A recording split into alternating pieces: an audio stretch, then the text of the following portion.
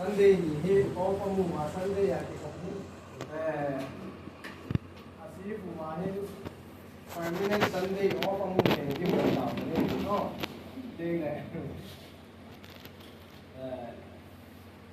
Jacob nu admin tao ki no ko nu kam lo he na sa ne ki po ta trái trái này thì lại là ai thì cũng đã có những hùng dần gì hình và trả đấu mình mà cũng cầm môi mà điều tạo điều kiện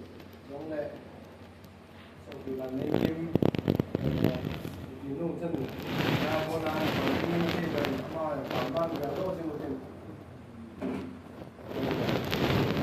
ở bên cạnh cái con chuột cái kiến trả sang em điều thế ở bên cạnh con chuột bên cái báo mình mà bây giờ hỏi thì mù cái nôm cái gì cả thì đang có thể sinh ra lại những cái sản phẩm xuất phát có thể hơn sinh ra cùng qua có những cái khen khen qua cái sản ga là cái phục cái nào cùng cái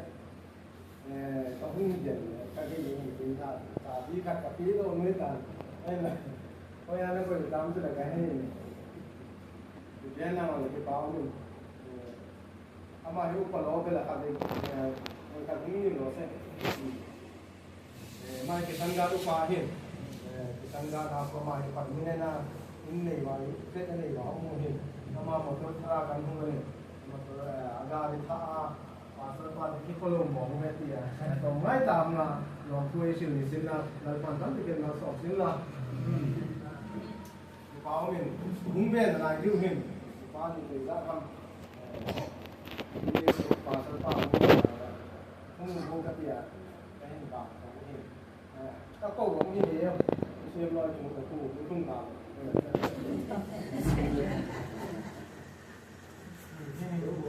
này mai hiện sao mà sang ga lái xe mẹ nó hình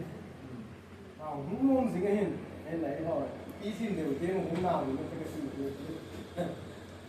thì cái báo mình thảo phạt những cái con tên kia bên trên này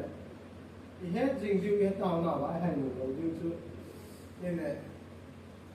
yêu bắt tên nhiều mà những cái này các sim hôn hình rồi đi gì dính lại yêu nên mà nhiều nhiều có yêu hình có chừng là còn có gì bên đầu tiên này thì có cái tay mà ai thì đứng mòn này ai thì đứng mòn mà hình ở bên cái gì là bàn cầm cây ấy ôi ai hết của ai là bàn cầm cây thì ngồi ngồi bên cái gì không không gì cả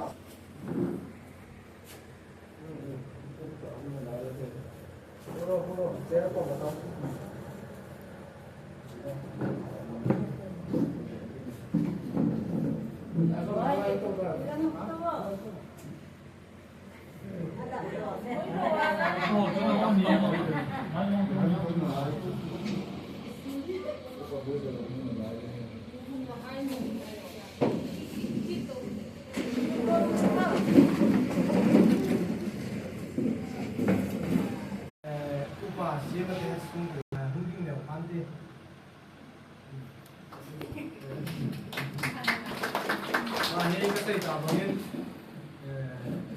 chairman ahin Hasan Bihara wala mai sinuhin bungi mai sa hawa hawa ko bungi ang leo ito no yu hin leo mai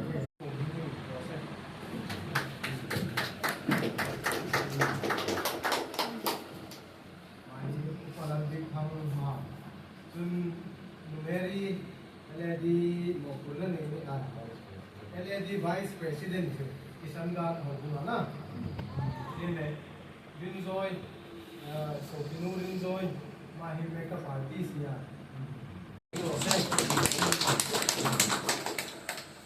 mani hi aji chahona hi Kisanga tapu muhin ji chahona hi Delhi police hi hona hi chanu lena mahi Hogung secretary hi bitu ngelang palogal se dong so